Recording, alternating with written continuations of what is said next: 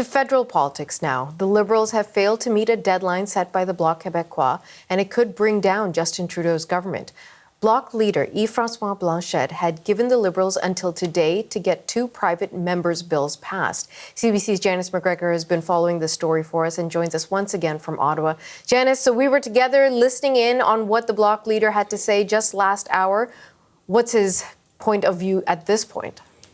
Well, he was announcing this, which is a letter from the Bloc's House Leader, Alain Therrien, to Andrew Scheer, the Conservative House Leader, and Peter Julian, the NDP's House Leader, making it clear what their conditions were to the government, making it clear that today was a final deadline, that there will be no appeals or further negotiations with the government, and making it clear that they would like, as of today, interestingly, according to the Bloc's press release, to begin conversations with these other 2 opposition parties towards ending this parliament, bringing this government down. Yves-François Blanchet at this news conference talked about how he felt that they had made a reasonable proposal to the Liberal government, that they were prepared to make good on their word to support them.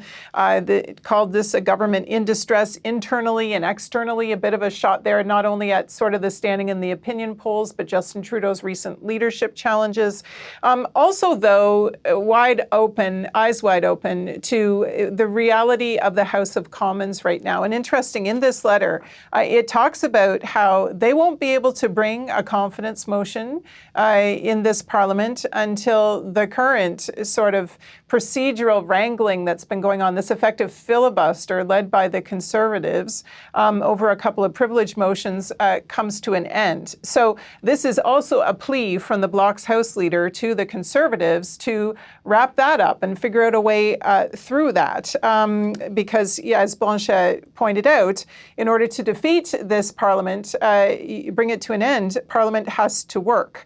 And they clarified that they are not prepared to work with the Liberals to bring that kind of filibustering to an end, much as it would also be the path to them being able to have a confidence motion against the Liberals. So you see how circular this all gets, which is, I think, why we are not going to be looking at an election in the next couple of weeks. But what this all really comes down to, of course, is that they do need all 3 of them to agree that it's time to pull the plug. And to this point, we've only had clear statements from 2 out of the 3, the New Democrats, not necessarily at a place where they are prepared to work along with the Conservatives who have been calling for this all fall, now the Bloc joining in. Here's Yves-François Blanchet talking about this, not only his determination now to switch to actively trying to bring this government down, but also sort of his assessment of how the other parties look at this moment. Opposition have a role. We have something to do. This is the way a parliament works.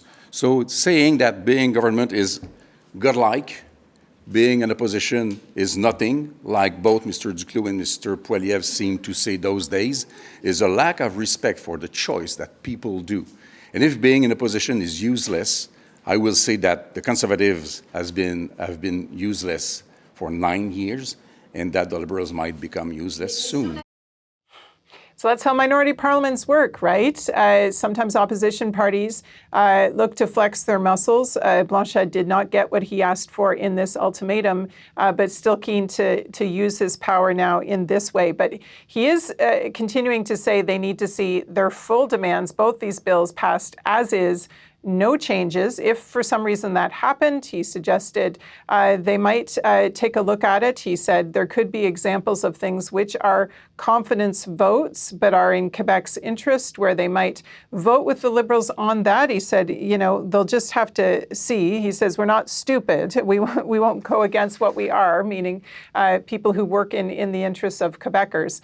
But it was a set of comments really in stark contrast to the view you get if you talk to Liberals about where things are at. According to them, the lines of communication still very much open with the opposition. This is all still in play if you listen to Liberal ministers. Here's a sample of what we heard on their way into Cabinet this morning.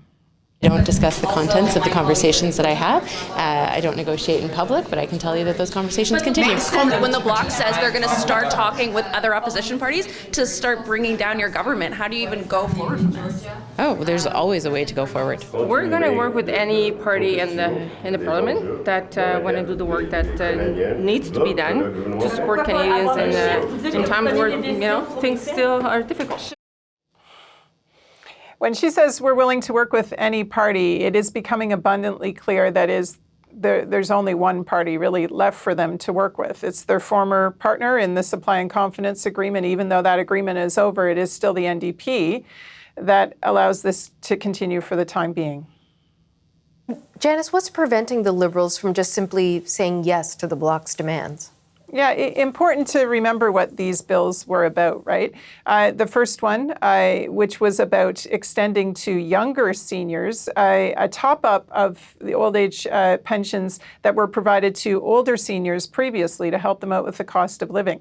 This would come at an enormous cost. We are talking about billions and billions, something that would be only set to rise because it would be a change in effect in perpetuity. And this has been criticized by advocates for generational tax fairness as a massive wealth transfer from younger Canadians still in the workforce over to retirees without sort of checks and balances to actually means test it and see if all those seniors really needed that extra money.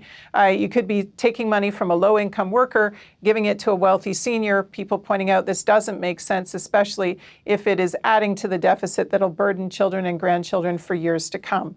So there have been arguments against simply accepting the Bloc's bill as is, notwithstanding the fact that there may be still more that the government could do to help low-income seniors. On the other matter, the trade bill, which would prevent negotiators at the table in future talks from ever making any concessions on supply-managed agriculture products like dairy, eggs, poultry products. This bill is in front of the Senate right now. The government has already said yes to it. In fact, Trade Minister Mary Ng specifically wrote to senators and said, please get a move on, please pass this, please get it done. If anything, it's been the Conservative caucus that was split on this bill. Senators, though, were very concerned that the House of Commons did not take a good enough look at this. They are still hearing witnesses. 11 more this week. They've heard from a long list so far. People expressing concern that it might not be in Canada's economic self-interest in the big picture to be pulling things off the table, essentially removing tools from the toolkit that our trade negotiators can use to get a good deal.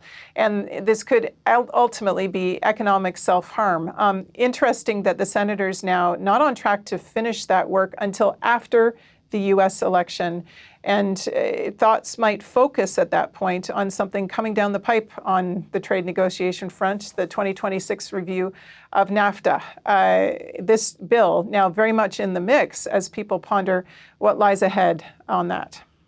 CBC's Janice McGregor in Ottawa. Thank you. You're welcome.